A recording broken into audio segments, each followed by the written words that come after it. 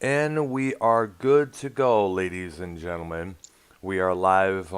This is Doc. This is Arknolia and the Doctor. This is our actually our what is it? Our sixth episode or four? Actually, I think it's our fourth episode of movies so bad they're good. Yeah, Mm, actually, I call mine something different okay. Okay. So because like, they're not all bad. In fact, the ones we're going to talk about tonight aren't necessarily bad. I just call it movie badness. all right. You know what? I should probably change that as well. Because since there are a lot of movies out there who are not that are not bad, but I, eh, go ahead. I like that title though. The movie's so bad they're good. I Ah, like okay, that. that's good. I thought we named it after the thing we're doing with the Plan 9 from Outer Space segment we did because it's considered bad, but yet you can't help but enjoy watching it, knowing how bad it is. There's certain movies that it was perceived bad, and then you watch it several more times, and actually grew to appreciate it and actually like it. That's true. So Yeah, that is true as well, man. I mean, it's I funny about that. I'm like, who wants to keep rewatching movies that you hated the first couple times? Yeah, that is true there. I mean, one of the most interesting ones out there is this one called Buckaroo Banzai, and that was considered bad. There was another cheesy one called Earth Girls Are Easy, which had Jeff Goldblum in it there, and plus, And there's another one called The Manitou, which is basically about an Indian chief that grows in the back of a woman. oh wow, damn, Yeah, Hey, you can I got to throw look that one something up. out? definitely, Can I throw something out real quick before you guys start in the whole thing? yeah. One called I went to Buckaroo Walmart to go Banzai, pick up and a that was game, but considered I bad. was There was been another, thinking about watching this movie, and I seen the first one, but I only seen the second one once, and I never heard about a third parter, but I picked up Smokey and the Bandit, the Pursuit Pack. oh I think wow, it was I think it was like $8. mm-hmm. So I was like, I want to watch Smokey and the Bandit again, and then give the second one another try, and watch the third one. The third one For with only a cameo from Burt Reynolds, and that's way towards the end there. And that a lot of people said the third one was extremely bad there, extremely well, bad. I see that now. He really isn't in that movie. Correct. It was all I Jackie Gleason now, and his son there, the dim-witted son, as the deputy there. mean,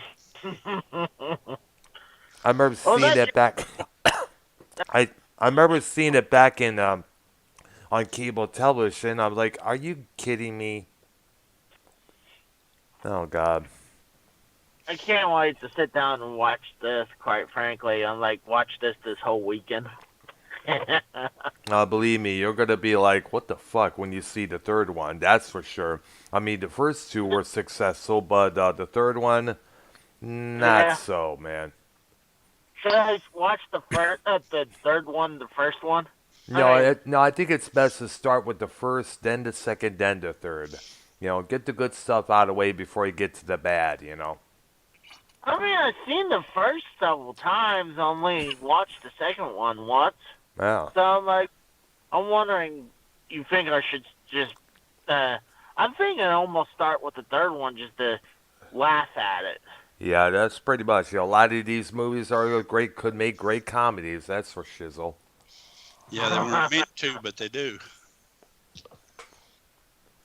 I just realized about when you were talking about bad movies, it's like, oh, I just picked up fucking the Bandit where it has part three, and I didn't realize there was part three. I knew one and two, but I didn't know there was part three. Yeah, it came out, I believe, in, I think it was in 82, 83, from what I understand there.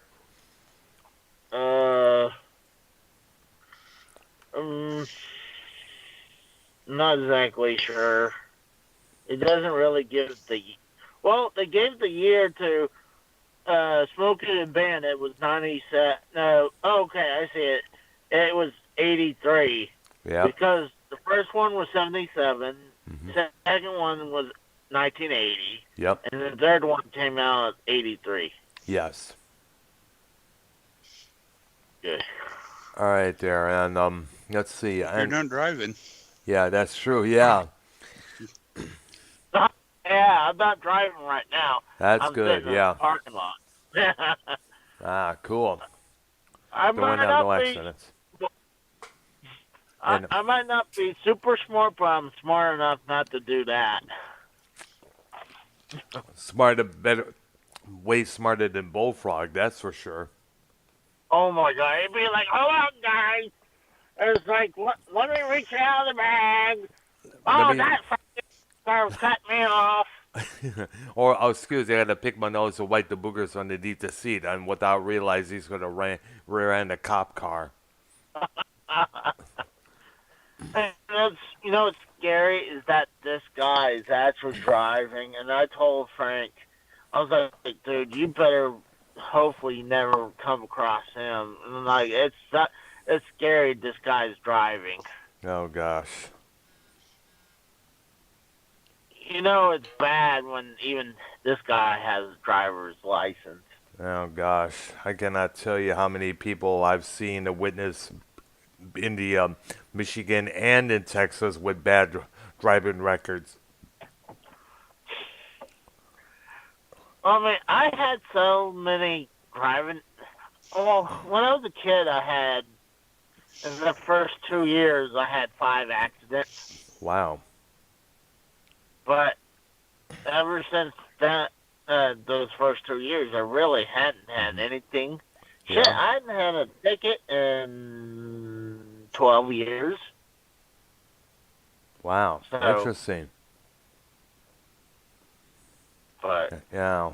I'm glad you were, because there were a few traffic issues I had, and that was not with my driving. It was the car I was driving had inspired this, inspired that, and a broken tail light. So, gosh. oh, well, what's good about Oklahoma is that our inspection, we don't do inspections on vehicles no more. Ah, I see. So technically, we could be riding.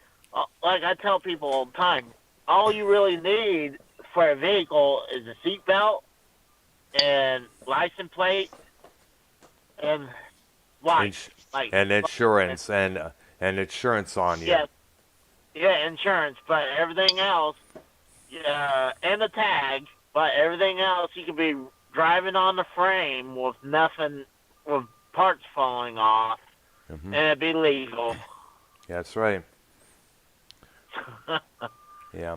I remember one time my wife, when she came to Oklahoma, she sees someone driving without a hood on his car. It's like, how's that not legal? I was like, hey, in this state, we don't need do inspections no more. Wow. I know, because I know that we wasn't able to get anything inspected on the stuff on the car I was driving at that time. I had one vehicle that was so bad. I was like, fuck it. I didn't want to put the effort and time to get it fixed, Uh-huh. make it pass. I said, fuck it. I'll just get a new vehicle. Wow. That's something there. I mean, Mhm. no, it was a bad vehicle. I can imagine. I drove a few of those myself. I mean, Pennsylvania is very strict on their. I don't even think you're allowed to even have a crack in your windshield at all. Wow. So That's- they're super strict. Yeah, I know. I imagine that as well. All right. So let's get on the subject here. Ray Harryhausen. This is the man who was responsible for all the claymation, monsters that he created for various movies like The Seven Voyages of Sinbad, Sinbad and the Eye of the Tiger, the original Clash of the Titans from 1982 or 83. He did a lot of work on various movies. Like he also did 1,000 Years Before. Was it 1,000 Years BC? I think it was with Raquel Welch I in think that this was 1 million years. 1 billion years BC. I'd have to Raquel look Welch. it up to be sure. He also did Jason and the Argonauts.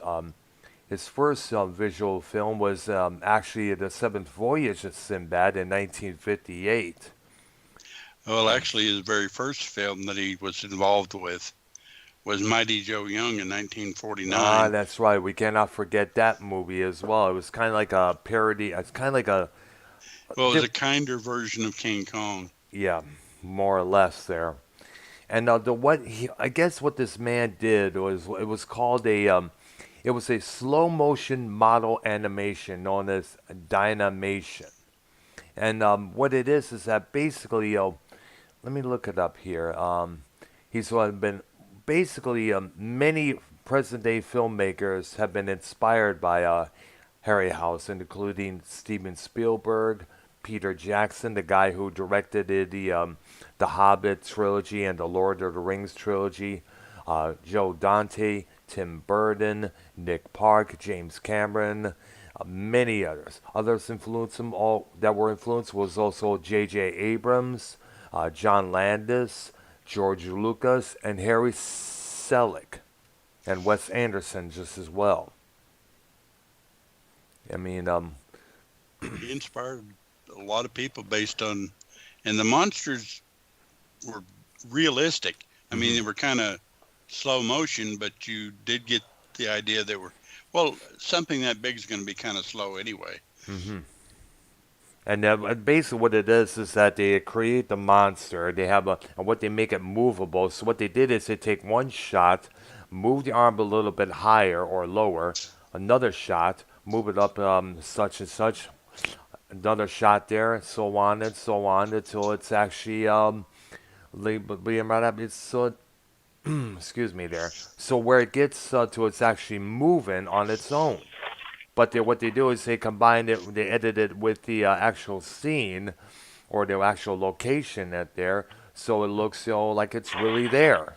But in a lot of ways, you could tell that it's clay or it's not real there. Basically, it's the same concept as animation, where they draw a frame, draw a frame, draw a frame, and have little bitty actions, but then Yeah. they flip it and it looks like it's really moving. Yes. And he essentially did the same thing with live action. Yes, he did. In fact, I guess you could say that this guy was the CGI of his generation to put forth there. Many movies, like very horror movies, was he contributed to various monsters. He contributed a couple, I guess, to as was mentioned, Mighty Joe Young, the Sinbad Oh, movies there. yeah, and he had several others. One was called The Beast from 20,000 Fathoms, Hmm. which was a Rhedosaurus, which I'm not familiar with that particular Ah. breed of dinosaur, but it did the standard attack on big city, tear it Hmm. up, and the people win. Now in the '60s, he also did work for movies like The Three Worlds of Gulliver, as in Gulliver's Travels, Mysterious Island from 1960 and 1961. Both were great artistic and technical successes, and successful in the box office. Now, according to Harryhausen, who stated in the DVD and Blu-ray featurettes about the making of Mysterious Island, he said, Mysterious Island was one of the most successful films we have made, and I'm glad people are still enjoying it today. And Gulliver made its profits. As Ray was quoted in the bio book from the Land Beyond, the making of the movie Monsters You Know and Love, his next film was considered, at that time by Sounds film historians, I'm being distracted by some sort of a noise. Are you on the road, Casey, dude? Casey sounds like he's on a Yeah. racetrack. I see. Yeah, you Are can you on only a stand. racetrack? No, my guarantee you, my vehicle wouldn't be considered a hot rod at all. Plus, you got it. You can't I have stay in. No, go ahead. I got a Kia, so I don't have no power behind Yeah, so. yeah. Plus, you got to remember, you can't stay in sitting in a car in a parking lot for too long. People suspect something there. It's Well, happened no, to. yeah, not only that, I was getting something to eat, and I'm in the busy part of the city. That's true. So, well, I was, but not anymore. So that's where it was all that Noises hot from. rod was going on. I see there. But now I'm more into the suburbs. All right, there. Well, be careful there because there's a lot more people being suspicious there than anybody else. You know, people like, who's this one car? What's this jalopy doing in front of my yard? Blah, blah, blah. Oh, believe me, I've seen that stuff. Like, a lot of times someone parks in front of the house. I'm like, what the fuck is going on here? Mm-hmm. I But- know. A lot of people have done that. There was a couple of times where I was waiting for some girl I was seeing to get to her place so I could greet her. Mm-hmm. And the roommate would all of a sudden be coming out saying, what are you doing here? What do you want? And blah, blah, blah. You're scaring me. This and that, that and this. You know, we've seen this many times before. Many times before. Well, I mean, if she knows if you know the roommate, so what's the problem then? Yeah, that's true. I had to let her know that I was not a crook, that I was not a burglar, or any of those idiots there. But but you see where we're coming from when it comes to issues like that. You know, people do tend to get very suspicious. Well, if it was bullfrog, I think we have a child molester on our block. Oh, no doubt about that. That stupid idiot. Yeah, hide your kids. I tell you that. Now he's going like, hey, see you flip flopper, you call me a child molester. Hey, he put himself in that spot. That's all I'm gonna say. He did that way too many times. And like he can, honestly, him being in this community, he's gonna know we're gonna just fuck with him, and I know. we're gonna have fun with you.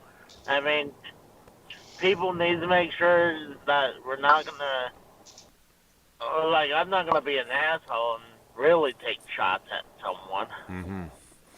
But Now, let me. I think he has a hard time distinctifying which is a disrespect and which is a joke. You know, it's like Yeah. he claimed that he is autistic, like me and Tommy are, and they often have issues trying to tell the two apart.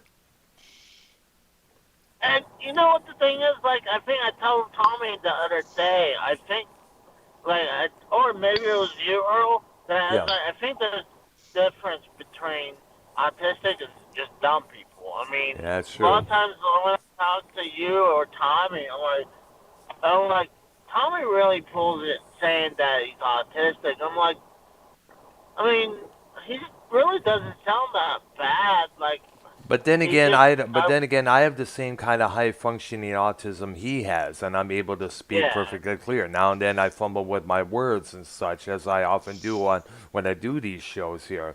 I try to get a word out, and it comes out sounding something totally different. That's something I've always had an issue with. Sometimes you can't really tell. I guess it's demeanor. It's how do you view things? You know, how sometimes you often say things out of the blue which they don't really mean because they're so caught up in that particular moment. it's like, and a lot of times I don't want to see, I don't see you using it as a crutch. I think Nope. Tommy's kind of using it as a crutch. I think because people are often taught to use that as a crutch a lot nowadays, because of all this sensitivity that's out there that's being passed around to this person and that person. You have to see what they're like. You have to understand he's autistic. He can't really help himself in that. Whereas back in the area that I grew up in, that shit was not acceptable. Oh no, and it's just like, but Bullfrog, that's not autistic talk. He's just dumb. I think what it is that he must have got pampered a lot as a kid. You know, he did state on that one corrupted pre-show that his mother tried to protect him from being bullied, which What which the is problem is, I'm like, he's 40, so well, I'm 38, but yeah, they're bullying them, but I'm like, if that's the problem, wouldn't it be even worse nowadays, especially with everything being PC? Wouldn't it be 100 times worse for kids nowadays? it would be, yes, because so many kids are growing up with this PC logics in their heads and they can't really get it out. It's like, it's something like if you were told that all black people were evil and were all committers of this crime, that crime, you're going to believe that for the rest of your life. What's being put in your head at these nowadays, that sticks in your head for probably to the day or die until somebody comes on and tries to help you get that out of your head. Yeah.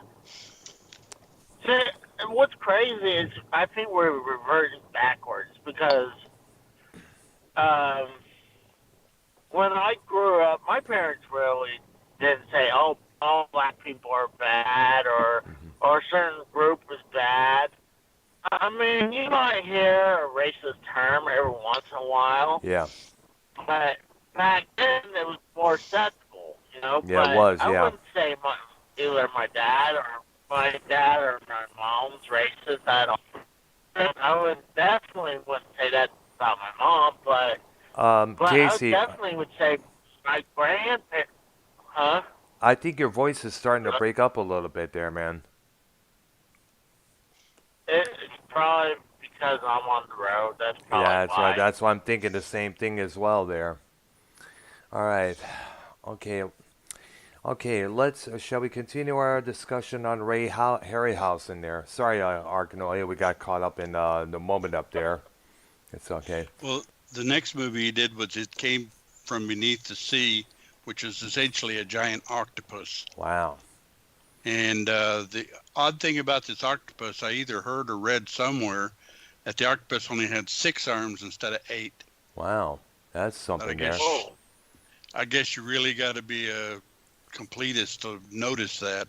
Yeah, that is But true. You got to do your research. With sometimes a lot of filmmakers didn't really do that. I believe, Yeah, if I remember right, don't they have, like you said, 8 legs? yeah, Yeah. Or that's where the octo comes from. yeah. True, good point. But if I remember right, San Francisco was the city attacked because I remember a scene where he had his tentacles wrapped around a bridge that looked a lot like the Golden Gate Bridge. I see. Yeah. So I think that was the city that it was attacking, Uh-huh. which was essentially his name was It. I see. Yeah, that's true. Yeah. That is something, I can imagine a big oct. I imagine what it would have done if they decided to make a movie on Cthulhu. I was wondering how would it. I can imagine somewhere around that period we could have had a Cthulhu movie being made with Harryhausen doing the working on that creature there. Yeah, yeah. In the next project he worked on, I say project because it's actually a documentary called The Animal World. Hmm. He did mostly dinosaurs. He did a brontosaurus, it's not the biggest dinosaur ever. I believe that was the brachiosaurus, Wow. but it was second, if not in the top 5 of the biggest dinosaur ever. This thing was huge. Damn. And it was actually a plant eater. What plant eater? How tall was this thing? Was it big as the like say not as big as the Empire State Building, but it was massively close to that size, I think it was. Yeah, it was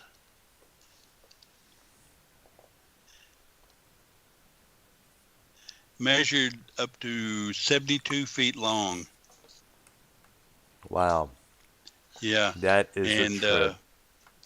it weighed something like 15 tons. Hmm. And now we're going back to the Sinbad movies that he worked on. Well, I Uh, had more dinosaurs he created for this animal world. oh, okay, He did the Allosaurus, which is basically a smaller version of the Tyrannosaurus Rex. I see. It was a meat eater, but like I said, it was a little bit smaller. Then he did the Stegosaurus, which was, I'm trying to remember if that was the animal that had the plates going down its back and then four little horns on the back of its tail. Is that Who what that knows? one was? Or was that the Tris? Yeah, that was the Stegosaurus. That's right. I see. I Yeah, just looked him up, nice. and he used the back little horns to defend himself and to attack. Then he did one called the Ceratoptorus, which I'm not familiar with that one. I don't think I've heard of that. Sounds like something that you purchase at a pharmacy for either For a some, head cold. oh yeah, or something for acne or something like that. There. Yeah. And then he did the Triceratops, which that's the one that had uh, a horn coming up back behind its head, and he had horns in his head, and that's how he defended and attacked. Mm. And he also did the Tyrannosaurus, which the Tyrannosaurus was an incredibly huge meat eater. Wasn't the size of the Brontosaurus, but it was it was the biggest meat eater. Brontosaurus burger is not coming to my mind. Yeah, the Tyrannosaurus, the weird thing about it is it had tiny little arms, and I mean tiny. Yeah, I know. You see a picture of him, and you're like, how did he use those things? I know Didn't this. have I know. I didn't see you. have to. He had that big head. I know. It's like you can't help but look. I've seen so Yeah, many true. memes. You see all the memes on Facebook that said like, "How does this thing jerk off?"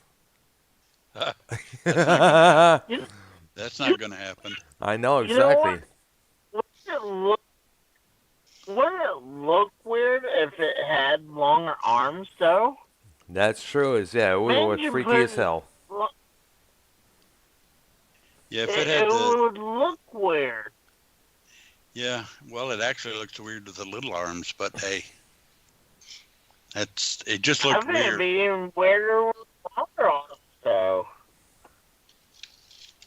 But hey, I'm gonna go in. I'm gonna eat. So I'll talk to you guys later. Okay, we will. Okay. Okay, I'm hungry.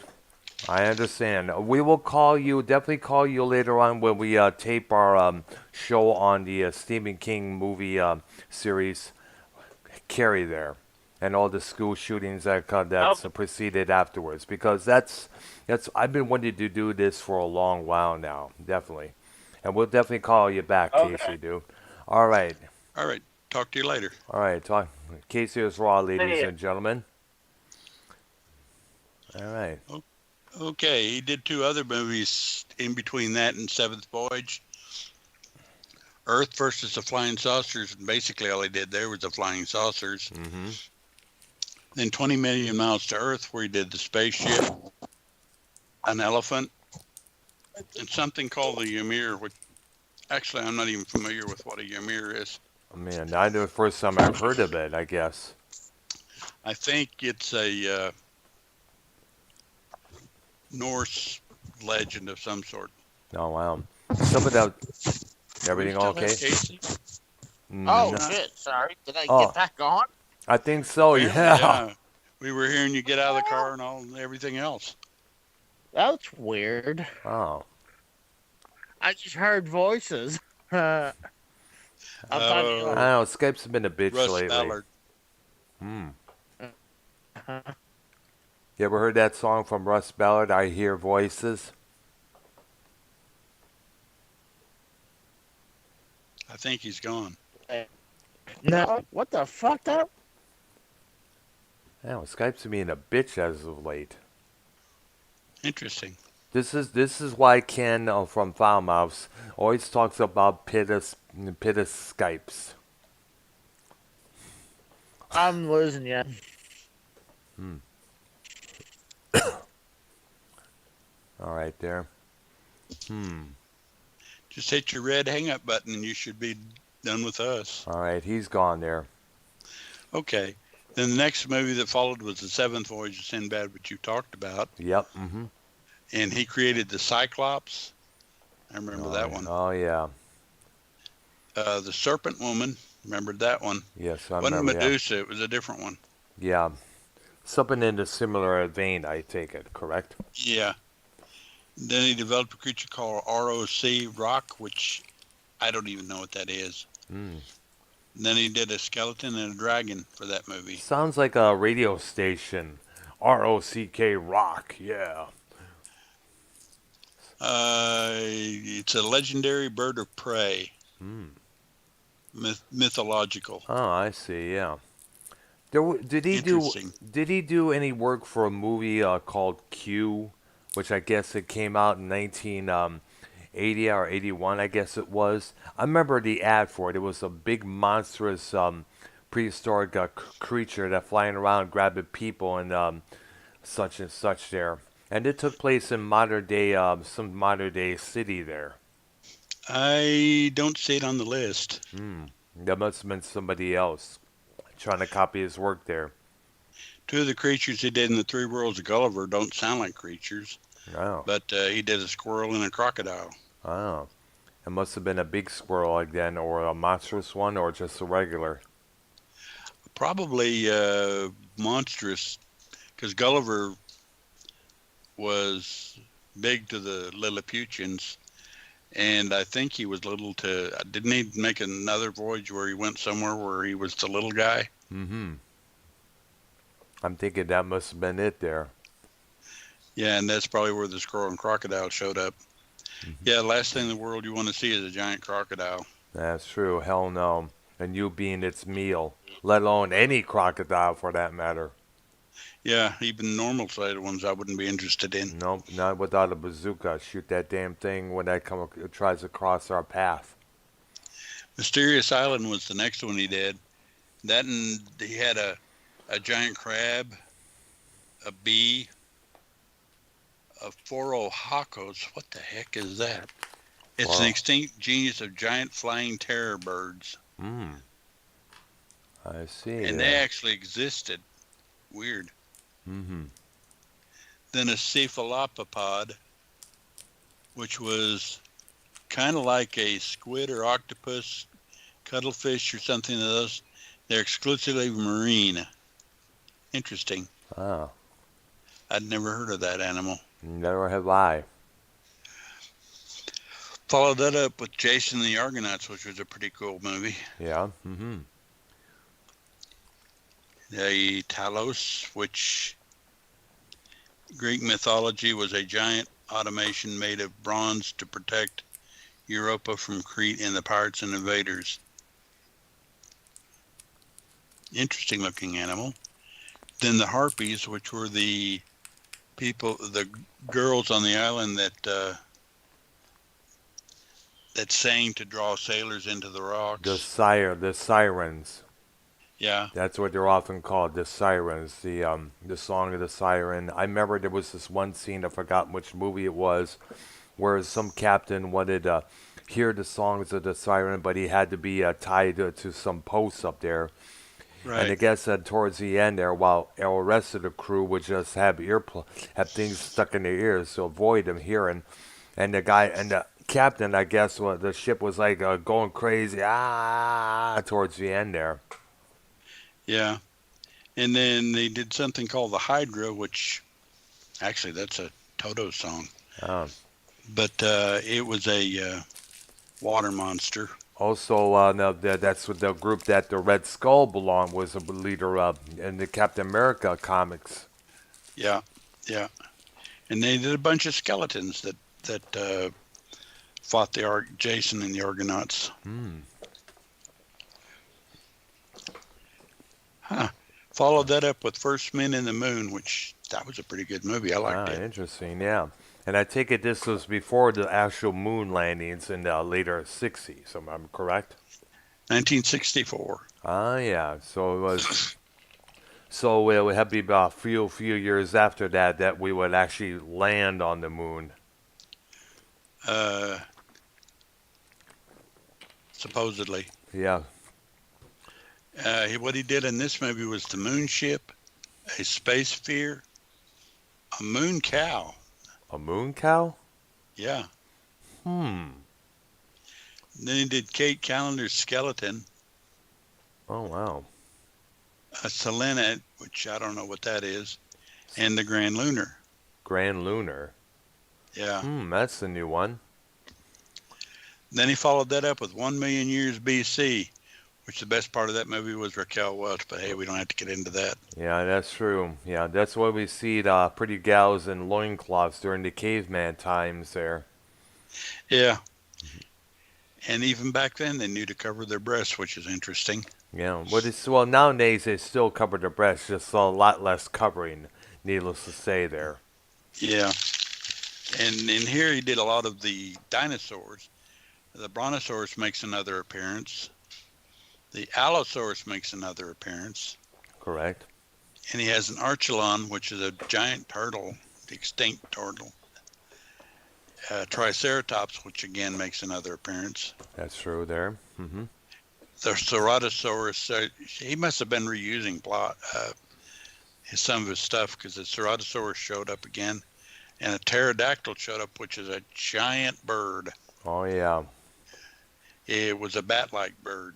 And apparently, well, it was huge. We've seen it many times in cartoons and in the movies, so definitely we know what that is for sure. For sure. Yeah.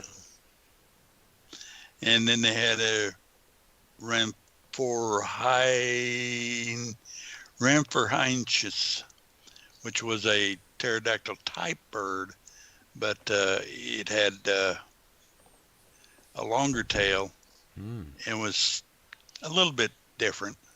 And keep in mind, these are creations that he came up at the while making these things. Hey, let's take this to the next level. This tail or this bat wings to the next level there. Let's create a new monster there. I guess he was doing, correct?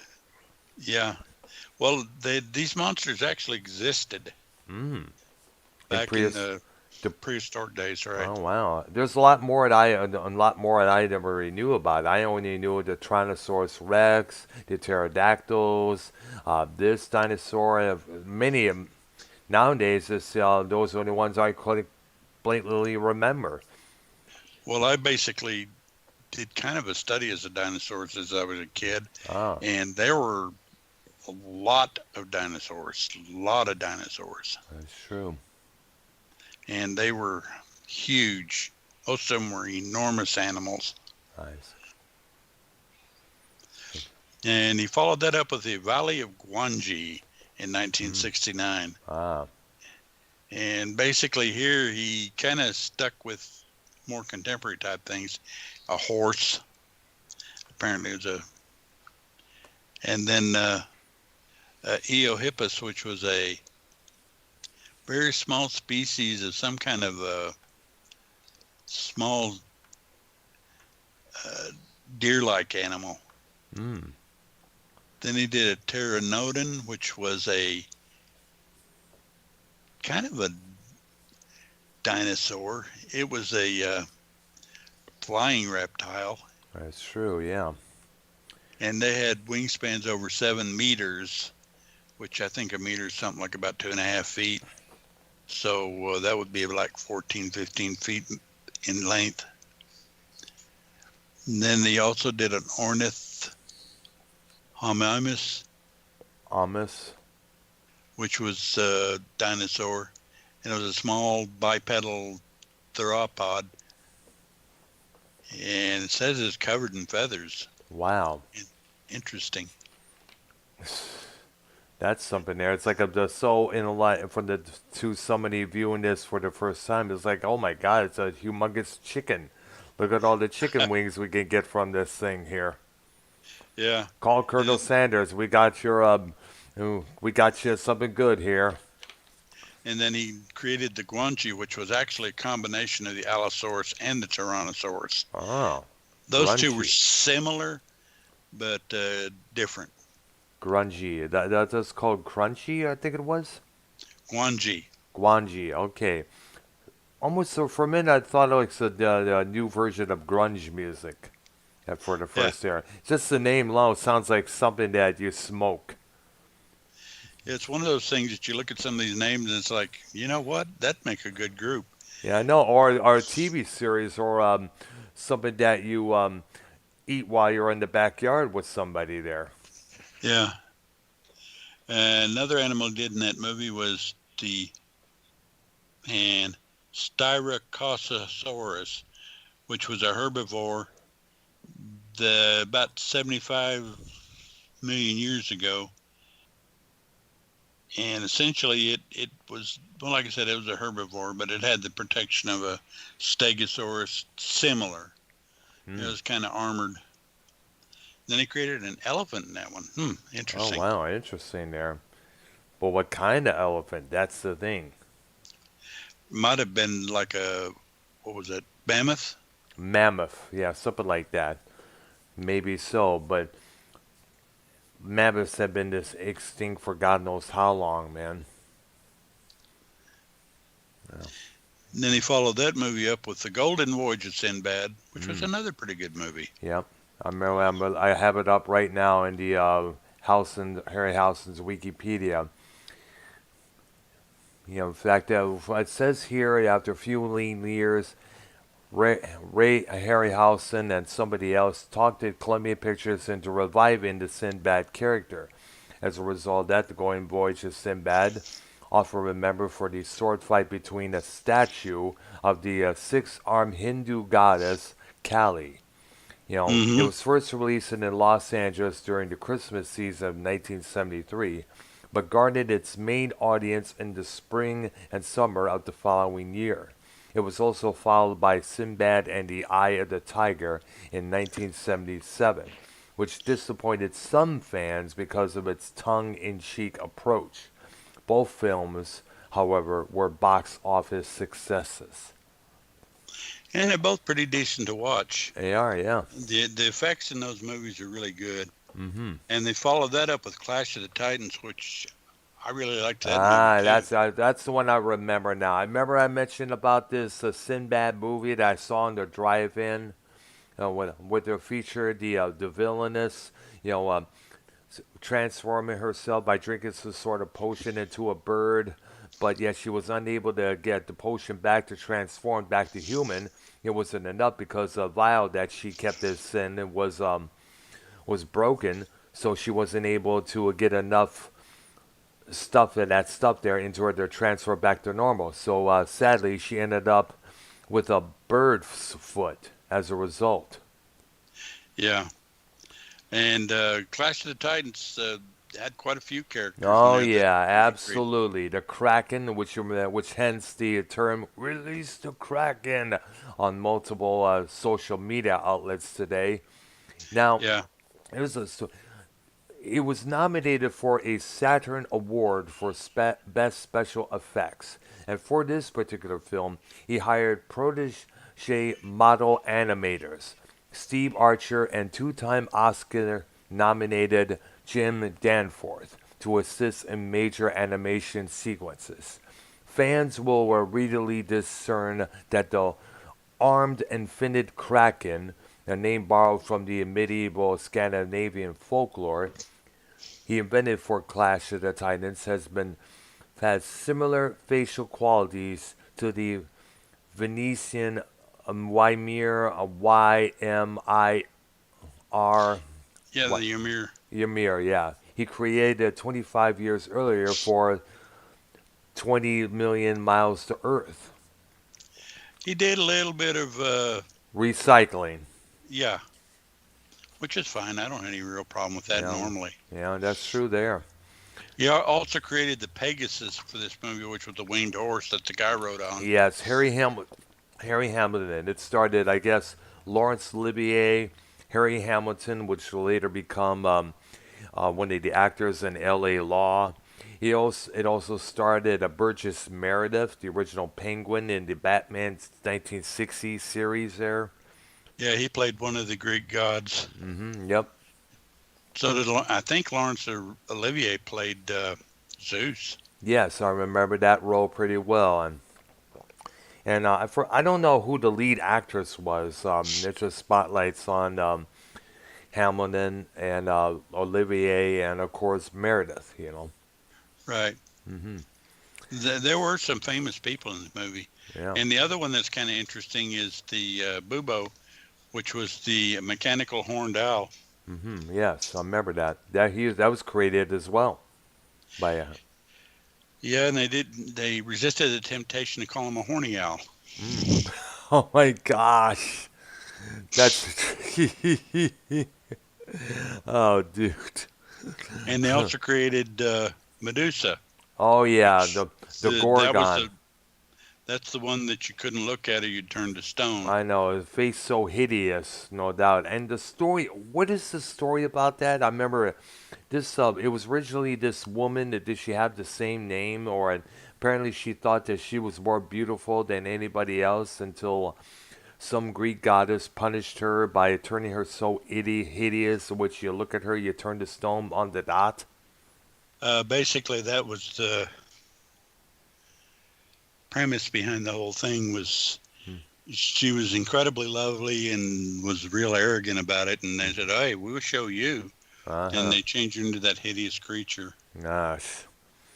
Because I've been seeing a lot of memes right now, but featuring Medusa here, trying to straighten her hair out, though it's full of snakes.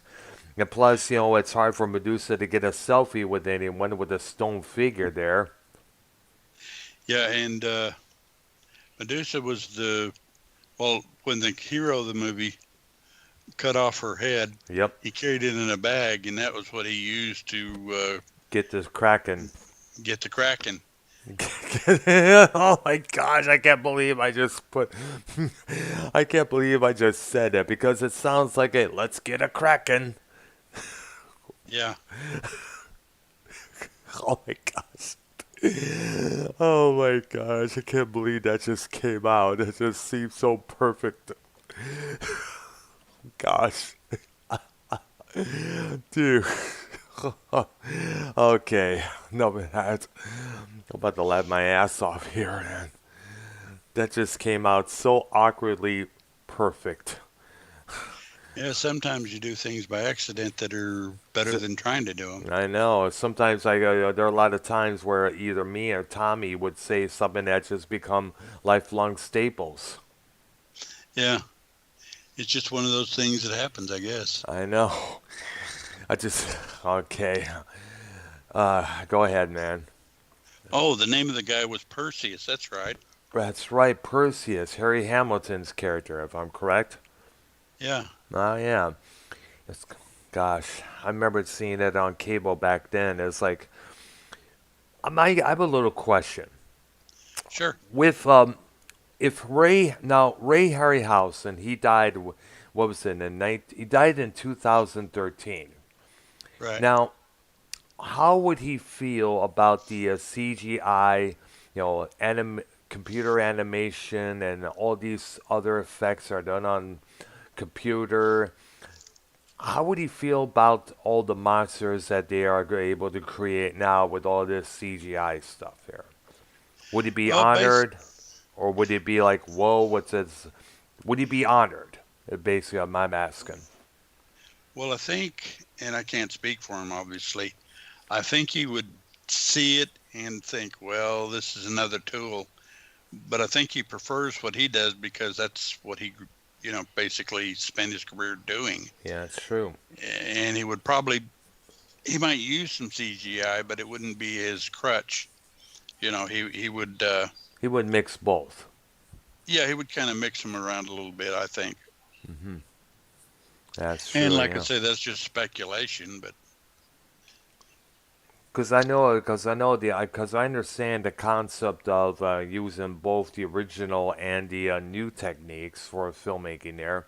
As I mentioned one time, Episode 7 of Star Wars, the Force Awakens, J.J. Abrams, the director, decided, let's go back to the old school of creating these characters and other aliens and such, by actual making, forms, things that you put place, suits that you put on people there, and it's rather than doing everything animated like they did with the prequels there with the animated Yoda. Right. So they went back and forth. It's kind of like combining both. Needless to Yeah. say, there.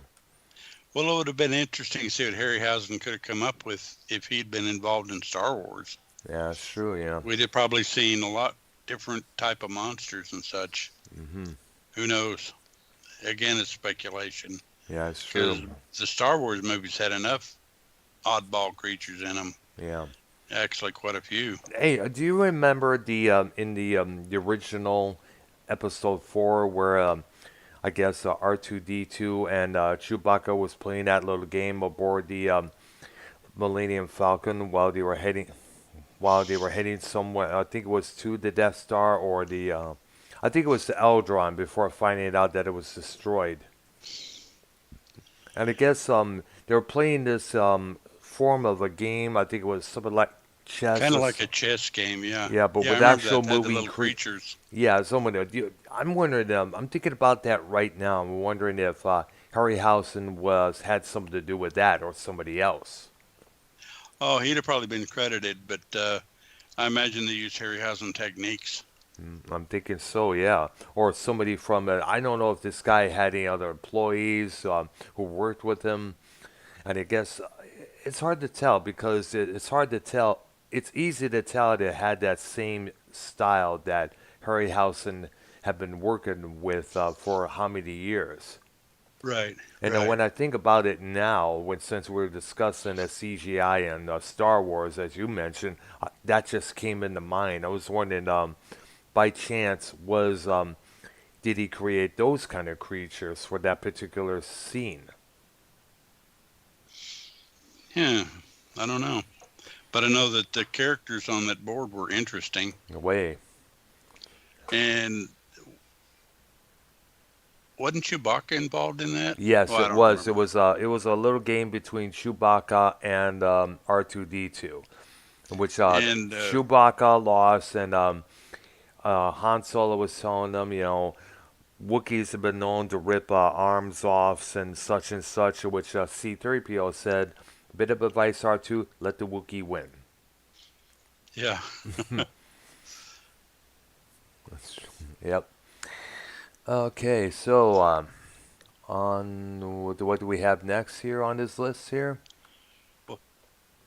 well, I guess that's pretty much it for Ray Harryhausen and the impact he had, which was pretty. Pretty interesting there.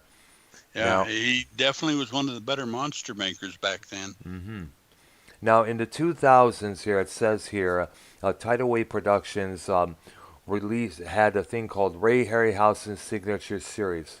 It was a produced and authorized comic book adaptations of some of his unrealized projects from 2007 on.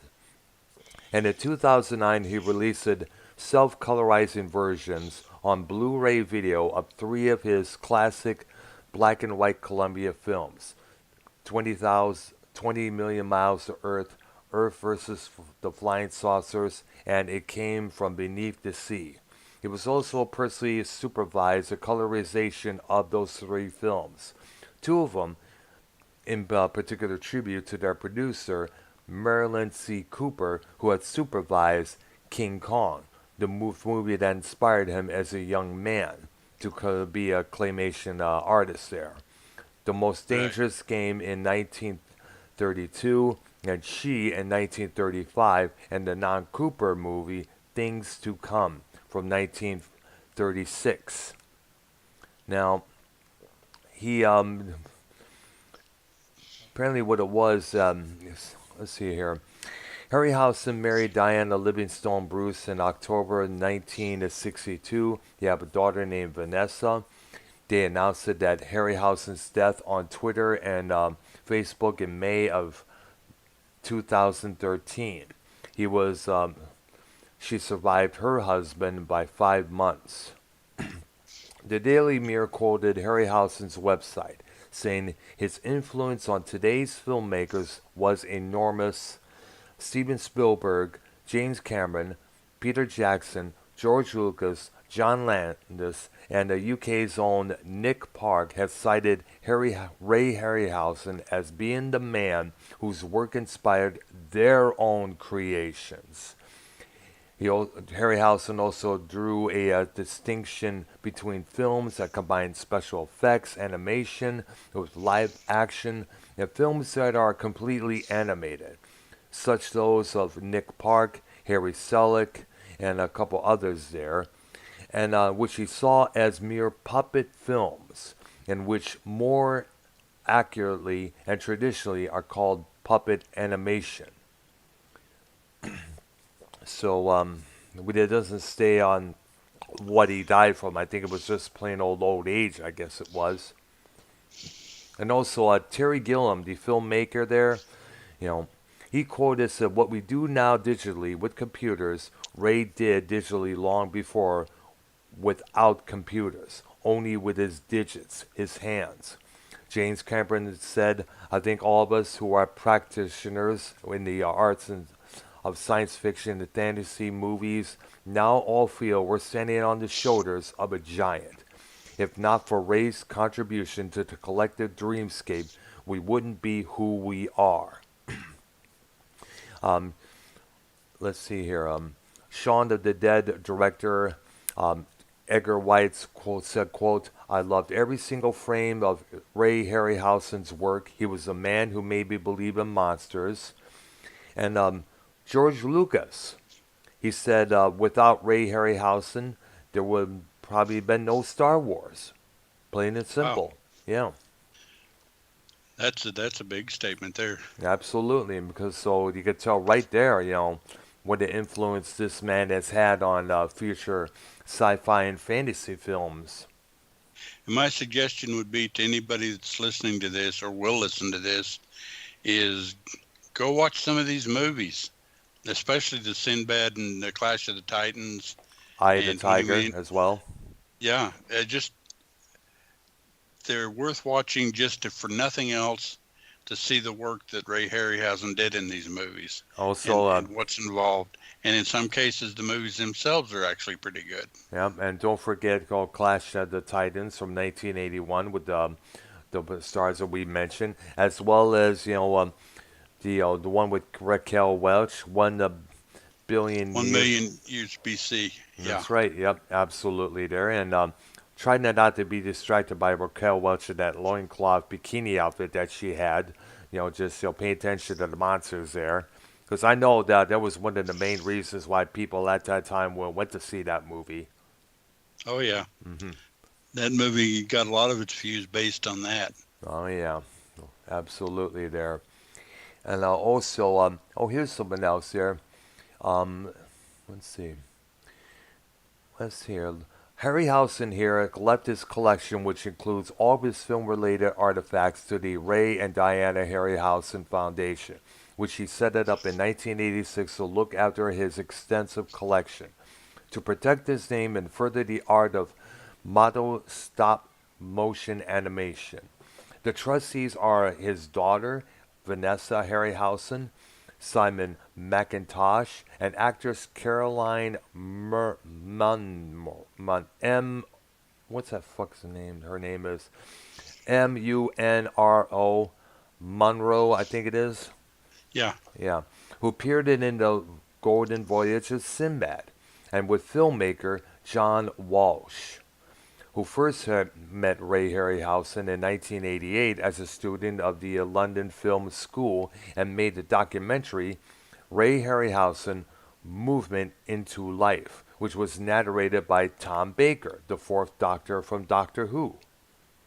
Very interesting there. Mm. So, A salute to you, Mr. Harryhausen, for your contributions to the sci-fi and fantasy works in Hollywood there. And like we all mentioned, Absolutely. absolutely. So this is definitely definitely an interesting look at here at this icon of the dynamation genre there. Yes. Yeah, so And definitely. again, I'll encourage everyone to watch as many of these movies as you can. Okay, absolutely. All right, there. I guess that includes it for today's episode of Movies So Bad They're Good. And keep in mind, we're not talking about all bad movies here. We're talking about good, some that are good, but but uh, but not well known, but does at least deserve a mention today. Definitely, Exactly. Yes. absolutely. So let's keep that in mind. So people thinking, wow, what kind of bad movies did Ray Harryhausen made? First of all, none. Thank you very much. Yeah, sometimes the bad movies aren't necessarily bad. You know, though But there yeah, was, those but there his is one we. No, go ahead. no, you go. But there is one that we do need to cover sometime. Heaven's Gate. Oh boy. I have never seen that. I I have never seen that, but I've heard so much about it. I don't think I want to see it. know, yeah, Uh, that's what I want to. So we got to and cover that look, story about there because there was an actual book on that with the bullshit that went on behind the scenes there. That movie. and the one I mentioned a while ago, the name escapes me again. Wow. Uh, you need to see that, and the one with the Indian chief growing out of the lady's back. Something like that. That's a trip there. Yeah, So when he says "I got your back," he definitely meant it. it's of all people, it starred Tony Curtis. Oh. And this must have been a 1970s movie, I think it was. Hmm.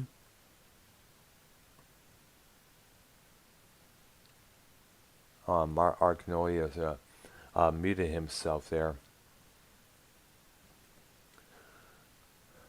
I guess something happened. Oh, I Yeah, I noticed. apparently hit the Yeah, button. yeah, I It didn't noticed. note it. Yeah, I was gonna say there was a lot of silence there. Okay, I'm looking up to see if I can find the name of that movie because I definitely would like you to see it because I think we need to cover it. Okay. It's and Tony Curtis was in a lot of good movies, Mm. but this one, wow, he probably looks back at it and says, "Why did I do this movie?" Oh yeah. Well, there's another one we also need to cover that was directed by Roger Corman and produced by Francis Ford Coppola, and it started Boris Karloff and Jack Nicholson, called The Terror. Yeah, well, if you want to talk about bad movies, I can get you a very long list of those. Okay, definitely. Okay, the name of the movie was The Manitou. The Manitou. Look that up, watch it, and say to yourself, what And the that's heck is he doing in this movie? spelled Manitou, right? Right, Ah. released in 1977. I've heard that name a couple of times before, but I'm beginning to guess what it's about now. Yeah, it's like I said, and there's another one from the I think 50s, maybe 60s. It's called From Hell It Came. I think I told you about this one Yeah. before too. Uh-huh. That one, when you watch it, you almost want to laugh at it, but it's supposed to be horror. Yep. All right, there. So I guess that's going to conclude it for for today here. All Yeah, right, and to remind everybody, we next Monday we'll have our recap and preview and whatever else comes along our way. Hopefully we'll be able to get a JB or a Joe Cronin on, like or possibly Casey again. We got to call him back for what we're gonna for our next project, which I guess we're gonna record, I guess, and upload later. yeah. Yeah. And then all our shows except for Thursday start at 6 a.m. 6 Central. a.m. God, 6 7. p.m. Central, 7 Eastern. Yeah. The one on Thursday starts at 5 Central, Goes to Mike. 6 Eastern. That's right there. All right. So once again, check us out, Arknolia and the Doctor on both Argonauts Stroke Beans channel and the Dr. Earl W. Brown channel. Everybody watching, thank you for watching this. And everybody, have a good one, okay? All right, and we'll talk to everybody later, hopefully. All right. Have a good one. All right, bye. Bye. Bye.